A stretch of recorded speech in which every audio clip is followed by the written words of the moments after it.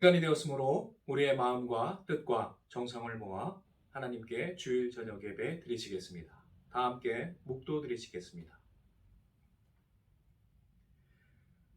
하나님은 영이시니 예배하는 자가 영과 진리로 예배할지니라. 아멘. 다 함께 찬송 621장 부르시겠습니다. 621장.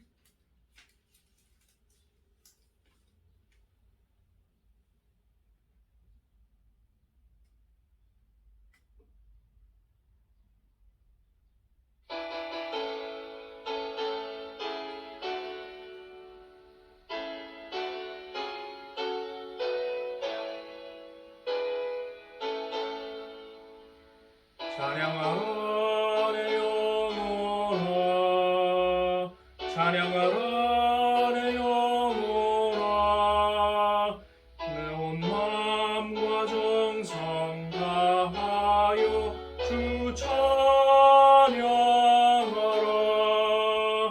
경배하라 내 영혼아, 경배하라 내 영혼아, 온 마음과 정성 다하여 주 경배하라.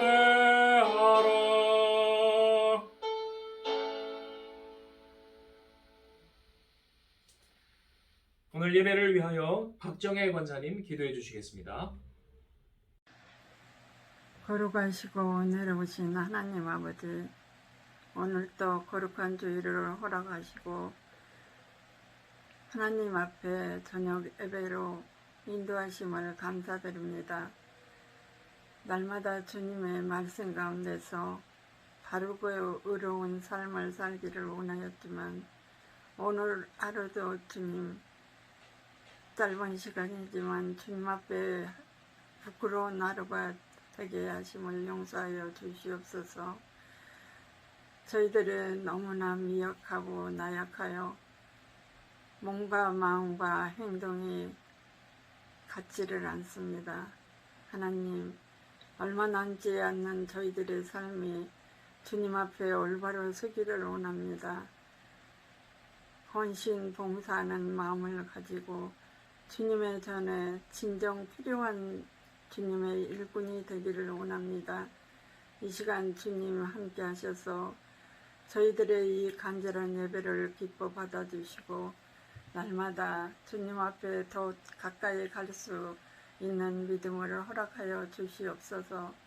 우리의 성교회를 사랑하시고 이터에 세우시며 하나님의 그 크고 크신 사랑을 베풀어 주셔서 지금까지 많은 성도들이 감사와 기쁨과 서로의 많은 정을 나누며 우리의 성교회가 지금까지 지켜준 줄 믿습니다.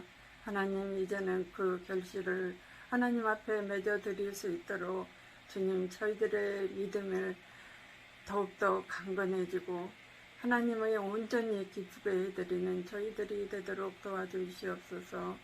김석철 목사님을 기억하시고 많은 연단 가운데 주님이 주신 사명을 올바로 감당하여서 하나님의 귀한 사역 아름답게 마무리할 수 있도록 주님 도와주시옵소서. 저희들은 아무것도 할 수 없습니다. 주님께서 그 모든 크신 뜻을 이루어 주시고 또는 우리 목사님 그동안에 애쓰신 그 노력의 결실을 주님 앞에 맺어드릴 수 있도록 주님 도와주시옵소서. 또한 이 시간 주님의 말씀을 선포하실 때 저희들이 또 남은 한 주일의 남은 시간을 잘 보낼 수 있도록 귀한 말씀으로 저희들이 살아갈 수 있도록 도와주시옵소서. 우리의 성교회가 진정 이 시대에 언제 어디서나 작은 일에 충성하는 자로서 쓰임받을 수 있도록 주님 도와주시고 많은 한우들이 있습니다. 하나님, 그들을 보살펴 주시고 그들이 빨리 완치돼서 하나님의 앞에 함께 예배드리며 감사하며 주님께 영광 돌릴 수 있도록 도와주시옵소서. 지금 이 시국이 많이 어렵습니다. 나라 모든 국민들이 어려움을 겪고 있습니다. 하나님께서 이 나라를 구겨 살펴주셔서 이 어려움이 하루빨리 물러가고 새로운 날이 와서 하나님 성전에서 우리가 기쁨과 즐거움으로 더욱더 감사함으로 예배드릴 수 있도록 주님 도와주시옵소서. 이 시간 주님께서 함께하여 주시리라 믿사오며 거룩하신 우리 주 예수님의 이름으로 기도드리옵나이다. 아멘.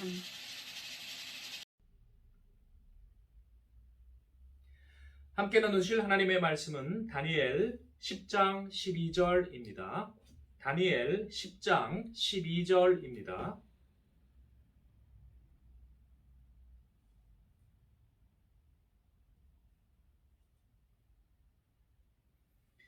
다니엘 10장 12절 다 찾으신 줄 알고 합독하시겠습니다. 그가 내게 이르되 다니엘아 두려워하지 말라. 내가 깨달으려 하여 내 하나님 앞에 스스로 겸비하게 하기로 결심하던 첫날부터 내 말이 응답받았으므로 내가 내 말로 말미암아 왔느니라. 아멘. 기도하시겠습니다. 사랑과 은혜가 풍성하신 하나님, 이 시간도 주의 은총을 베풀어 주옵시고 주님의 말씀을 깨닫게 하여 주옵시고 우리가 순종으로 영광 돌려 하나님께 영광이요 이 땅에 주의 자비가 충만케 하여 주옵소서. 오늘 예배를 받아주시고 주여 말씀을 깨닫게 해주시는 지혜 주시기를 간구하오며 우리 주 예수님의 이름으로 기도드리옵나이다. 아멘. 오늘 본문 앞절에 11절에 보시면 다니엘이 하나님의 은총을 받는 장면이 나옵니다. 은총을 받은 사람 다니엘아, 이렇게 천사가 이야기를 합니다. 다니엘은 하나님의 큰 은총을 입었고 또 19절에 보시면 평안과 강건의 축복을 받습니다. 오늘 이 은총을 받는 비결은 무엇인지를 12절 오늘 읽으신 본문을 통해서 함께 생각해 보도록 하겠습니다. 그것은 방금 읽으신 대로 내가 깨달으려 하여 내 하나님 앞에 스스로 겸비하게 하기로 결심하던 첫날부터 응답받았다라고 말씀하고 있습니다. 하나님의 말씀을 깨달으려 하는 마음, 내 뜻이 아니라 하나님의 뜻이 무엇인지를 깨달으려 하는 마음, 그리고 그에 따라 자신을 겸비하게 만드는 것, 그것이 바로 은총의 비결이라는 것입니다. 거꾸로 생각을 하여 오늘날의 말씀을 나눈 대로 유다 왕국이 멸망을 하였습니다만 왜 멸망하였는지를 생각해 본다면 그들이 이 반대로 겸비하지 않고 교만했기 때문입니다. 그들은 교만하여 하나님을 버리고 우상을 섬겼습니다. 탐욕의 우상을 섬겼습니다. 하나님께서 레갑 족속처럼 그들이 정착한 곳에 그들의 마음을 두지 말고 안일하거나 교만하지 말고 늘 겸손하여 돌아다니는 유목민처럼 하나님 계명을 순종하라고 하셨건만 그들은 점점 더 교만하여졌고 탐욕의 우상을 숭배했고 그 결과는 온갖 악행의 열매가 그 땅을 뒤덮었습니다. 부정과 부패와 타락의 열매가 뒤덮었습니다. 세상적인 방법들, 세상적인 외교를 추구하다가 멸망했습니다. 애굽과 바벨론이 그러므로 번갈아가며 이스라엘을 침략하였고 왕들을 폐위시켰고 인질로 잡아갔고 자신들의 말을 잘 들을 꼭두각시를 왕으로 세웠습니다. 유대인들은 이제라도 하나님의 말씀을 깨달으려 했다면 하나님 앞에서 진정으로 회개하고 행동을 고치려 했다면 그들은 아마 하나님 앞에 은총을 얻었을 것입니다. 그러나 그들은 교만하여 하나님의 뜻을 외치는 선지자들을 무시했습니다. 핍박했습니다. 자신들의 생각을 고집했습니다. 그리하여 이리저리 뇌물을 쓰다가 실패하였고 썩은 밧줄을 붙잡았다가 끊어졌습니다. 유다 왕국은 멸망했습니다. 바벨론의 포로로 끌려간 지 언 70년이 다 되어 가던 때에 다니엘은 어느 날 성경을 읽다가 하나님의 은총을 받습니다. 그것은 하나님의 진리를 그가 깨닫게 된 것입니다.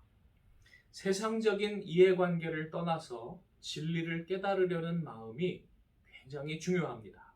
저나 여러분이나 우리 성경을 읽으실 때에 혹은 설교를 들을 때에 내 뜻을 하나님 앞에 관철시키려는 그러한 고집이 아니고 교만이 아니고 하나님이 오늘 나에게 원하시는 것이 무엇인지를 깨달으려는 순종하려는 겸손, 그것이 은총의 비결이라는 것입니다. 다니엘은 그러한 마음이 있었던 것 같습니다. 그리고 은총을 받아 하나님의 깊은 뜻을 깨닫게 되었습니다. 주전 538년 페르시아 다리오 왕 1년에 그가 예레미야 말씀을 읽던 중에 예레미야 25장 12절을 깨달았습니다. 그곳에는 예루살렘의 황폐함이 70년이 다 되어서 해결될 것이다.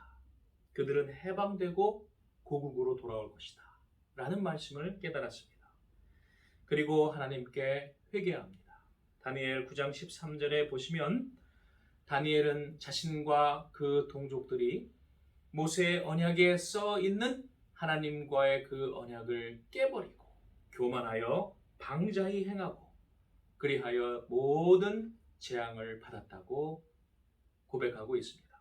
성경에 보시면 하나님과의 언약을 지키지 않을 때에, 순종하지 않을 때에는 들어와도 나가도 저주를 받는다고 되어 있지요. 그 모든 저주를 자신과 동족 유대인들이 받았다고 고백하고 있습니다. 그리고 나서 우리가 잘해서가 아니요 하나님의 크신 긍휼하심을 의지하여 용서와 회복을 해주시기를 간구합니다.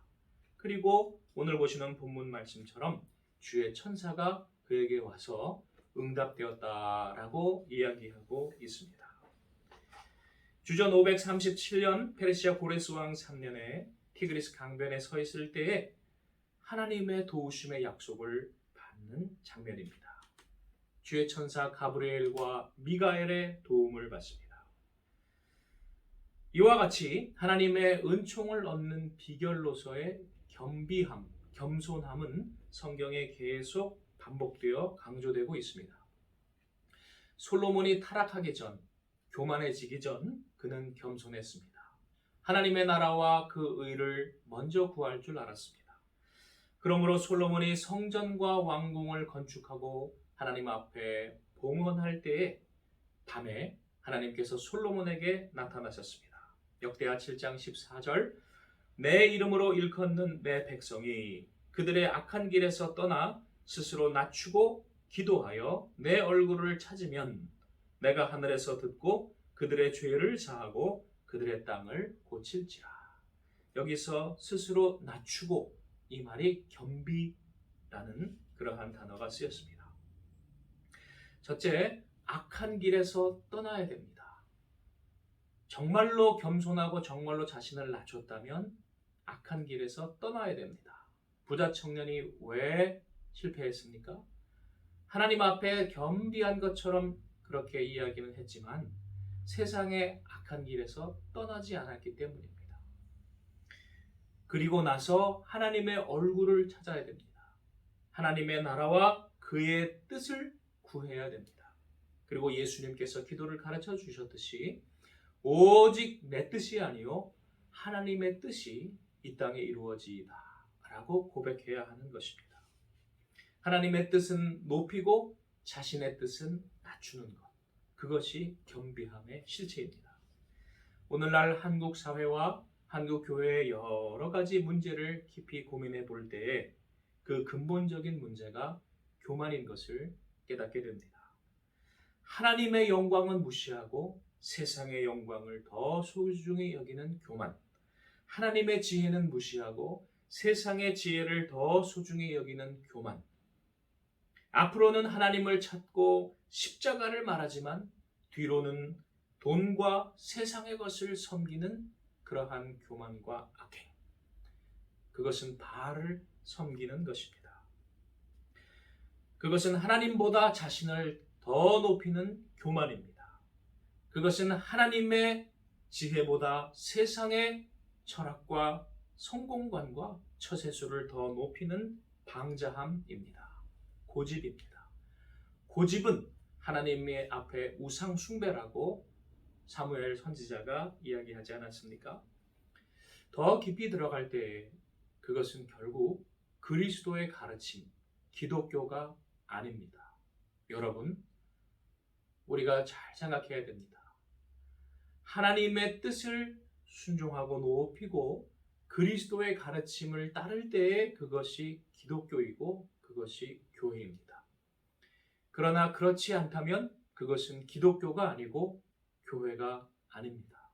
오늘 우리 주위에 아무리 세상적으로 유명하다는 그러한 개인과 교회가 있을지라도 하나님의 가르쳐 주신 진정한 낮춤과 버림과 섬김의 복음을 그들이 순종하지 않는다면 그들은 기독교가 아니고 교회가 아닙니다. 교만과 당당함은 다릅니다. 우리가 당당하다라는 것을 잘못 교만을 포장하기 위해서 사용하는 경우가 많습니다.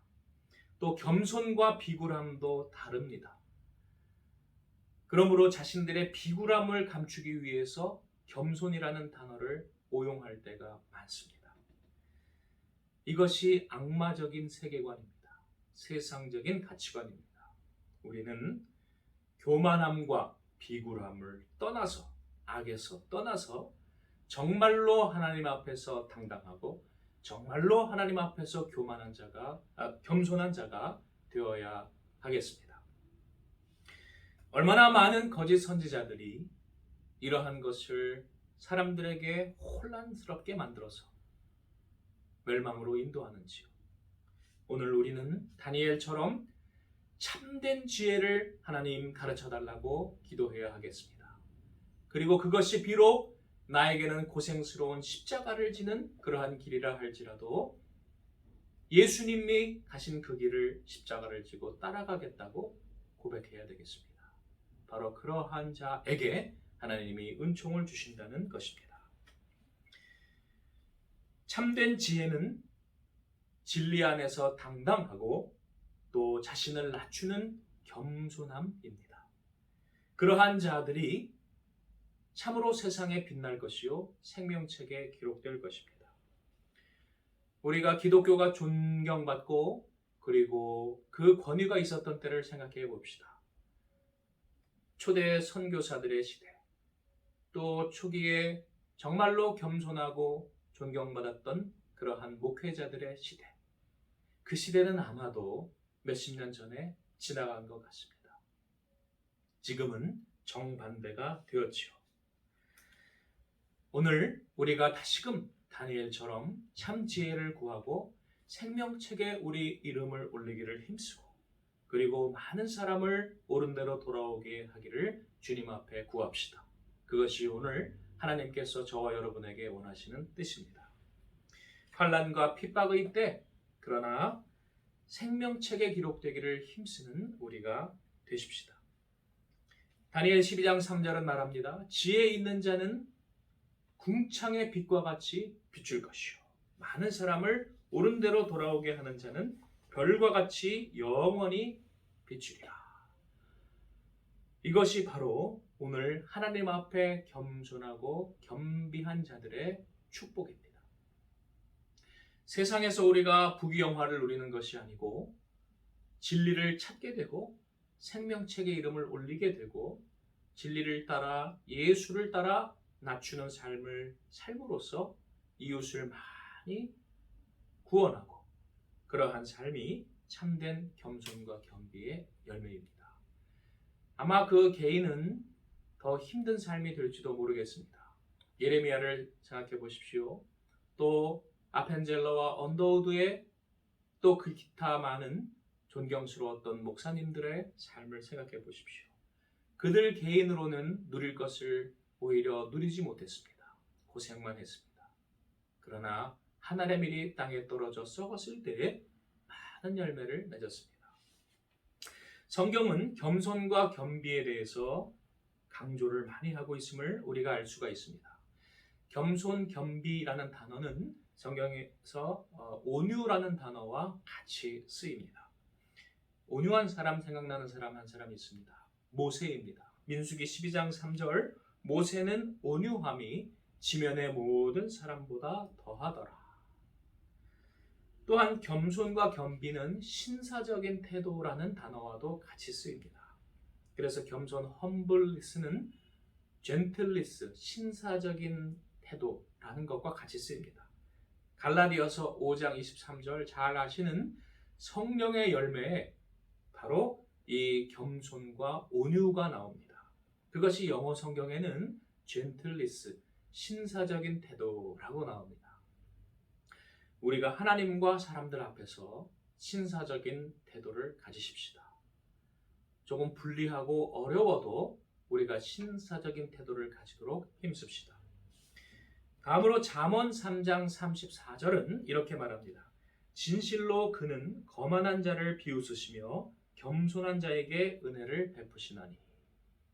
이 말씀이 야고보서와 베드로전서의 인용이 그대로 됩니다. 야고보서 4장 6절 하나님이 교만한 자를 물리치시고 겸손한 자에게 은혜를 주신다. 또 베드로전서 5장 5절 하나님은 교만한 자를 대적하시되 겸손한 자들에게는 은혜를 주시느니라. 그러므로 우리에게 야고보서 4장 10절은 이렇게 명령합니다. 주 앞에서 낮추라. 그리하면 주께서 너희를 높이시리라. 베드로전서 5장 6절 하나님의 능하신 손 아래에서 겸손하라. 때가 되면 너희를 높이시리라. 기독교의 본질은 높아지는 것을 추구하는 것이 아니라 진실로 나를 낮추는 것에 있다는 것입니다. 높아지려는 잔꾀를 가지고 잠깐 낮아지는 척하는 그러한 쇼는 물론 여기에서 배제가 되지요. 하나님이 누구이신데 속겠습니까? 우리가 자신을 속이는 어리석은 자가 되지 맙시다. 마태복음 11장 29절에 예수님은 이렇게 또 말씀하셨습니다. 나는 마음이 온유하고 겸손하니 나의 멍에를 메고 내게 배우라. 온유하고 겸손하신 예수님께 와서 배워라. 그러려면 예수님의 멍에를 메고 배우라. 각자의 십자가를 지고 배우라. 각자가 희생하고 섬겨야 할 그러한 일을 버리기 위해서 예수를 믿는 게 아니라 그것을 잘 감당하기 위해서 예수를 믿고 배우라. 한때 우리나라에서 제사를 잘 안 지내는 것이 신앙의 척도인 것으로 많이 여겨질 때가 있었죠. 귀신에게 절하지 않는 것, 당당함, 그러한 것이 강조가 되었습니다. 그러나 그 한편의 이면에 시댁과 시부모와 제사를 드리지 않으려는 그러한 자신의 탐욕이 거기에 녹아 들어가 있지는 않은지요. 우리가 한번 정직하게 돌아보아야 하겠습니다. 그 다음 예수님께서 마태복음 23장 12절에 유대인들을 책망하시면서 이러한 말씀을 주십니다. 누구든지 자기를 높이는 자는 낮아지고 누구든지 자기를 낮추는 자는 높아지리라. 유대인들이 그 당시에 자기를 높이는 자들이라는 거였죠. 정통이라고 그렇게 주장을 하는데 사실은 자기를 높이는 자들이었다는 것입니다. 빌립보서 2장 8절에는 예수를 말씀하되 자기를 낮추시되 사람의 모양 비천한 종의 형체로 낮추시고 더 나아가 십자가에 죽기까지 자기를 낮추셨다라고 말씀하고 있습니다. 그러므로 너희 안에 누구의 마음을 품으라? 그리스도 예수의 마음을 품으라. 이 말씀을 우리가 곰곰이 생각해 볼 때에 예수를 믿는 것은 자신을 온전히 낮추고 버리기 위해 믿는 것입니다. 그러므로 하나님이 영광 받으시고 이웃이 복을 받기 위해 믿는 것입니다. 이러한 참 복음을 유대인들이 접했을 때에 그들은 싫다고 배척했습니다. 버렸습니다. 오늘날도 우리가 번영신학, 성공신학 그러기 위해 예수를 믿었는데 자기를 정말 버려야 한다는 복음의 실체를 접할 때에 그 사람들의 참모습이 드러날 것입니다. 오늘 가짜 교회들이 얼마나 많이 드러나고 있습니까? 그러므로 에베소서 4장 2절은 우리에게 말씀합니다. 모든 겸손과 온유로 행하라. 우리가 예수를 믿고 신앙생활을 하는 것은 모든 겸손과 온유로 행하는 것입니다. 교만함이 우리 기독교계 내부에서 미친 큰 폐단 중에 하나는, 그 중에 하나는 바로 교단의 분열입니다. 자기가 총회장을 해야 되고 자기가 높아져야 되고 그러려다 보니 자기가 정통이라고 하고 다른 사람은 이단이라고 몰아붙였던 것입니다. 자기만의 왕국을 구축하기 위해서 하나님의 몸된 교회, 하나여야 할 그리스도의 몸을 갈갈이 찢어버린 것입니다. 이 얼마나 비참한 비극입니까? 우리가 이러한 죄를 하나님 앞에 회개하고 오늘 다니엘처럼 정말로 진심으로 자기를 낮추려는 마음을 가질 때 하나님이 은총을 주실 것입니다. 내가 낮아지고 나의 가진 세상의 물질과 기득권과 모든 더러운 것을 내가 버리고자 할 때에 하나님이 은혜를 주실 것입니다. 안타깝게도 오늘날 한국교회는 반대로 내가 세상의 것을 더 많이 차지하기 위해 몸된 그리스도의 교회를 갈갈이 찢어버리고 하나님 나라를 분열시켰습니다. 그 결과 오늘 악한 귀신들, 7 귀신들이 이렇게 난리를 치는데 제대로 대응할 사람을 키워내지 못했습니다. 우리가 육신적으로만 바벨론 포로에 끌려가야 포로가 아닙니다. 우리가 정신적으로 이미 이 땅은, 한국교회는 악한 귀신들의 포로가 되어 있습니다. 그러나 소망이 있습니다. 지금이라도 우리가 진실로 뉘우치고 겸비하면, 그리스도를 본받으려고 결심하면 하나님은 우리에게 은총을 주실 줄 믿습니다. 다니엘에게 미가엘과 가브리엘을 보내시는 것처럼 오늘 우리에게도, 또 우리 더 넓게 한국교회와 한국사회에도 주님의 구원의 손은 언제나 임할 수 있을 줄 믿습니다.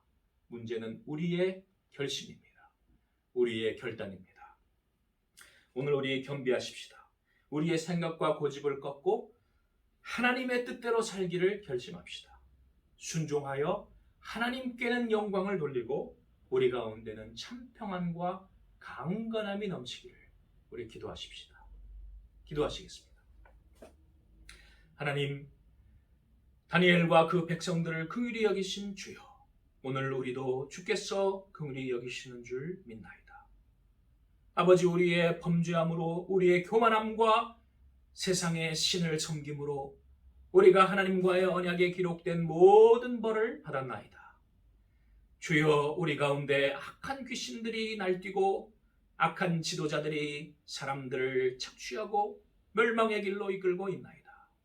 주여, 우리의 이 비참함을 불쌍히 여겨주시고 이제라도 우리 개인 각자부터 하나님 말씀에 순종하기를 결심하오니 주여, 우리의 기도를 들어주시고 주의 은총을 베풀어 주시옵소서.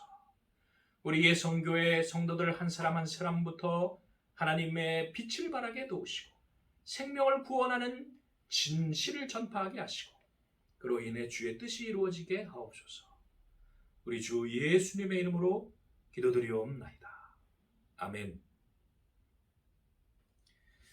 찬송 623장 부르시겠습니다.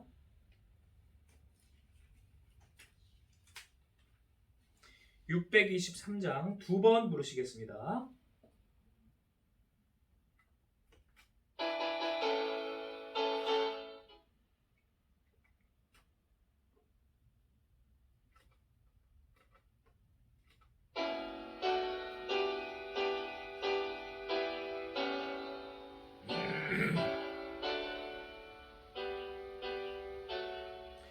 주님의 시간에 아름답게 모든 것 변하리. 주님 나의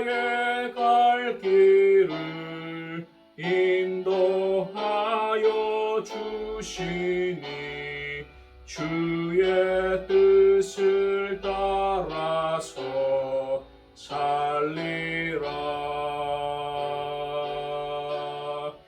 주님의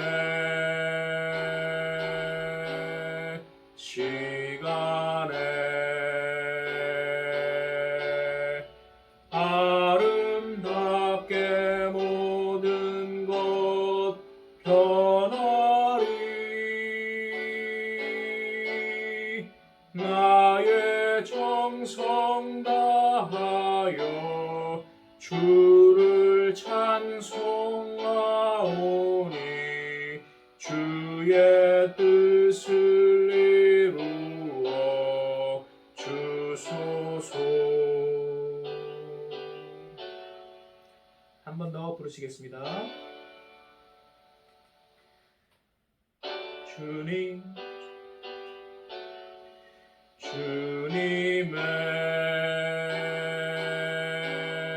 시간에 아름답게 모든 것 변하리. 주님 나의 갈 길을 인도하여 주시니 주의 뜻을 따라서 살리라.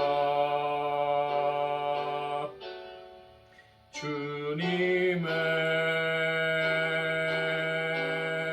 시간에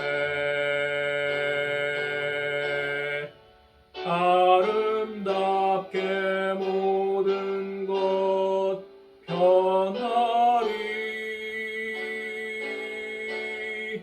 나의 정성 다하여 주를 찬송하오니 주의 뜻을 이루어 주소서.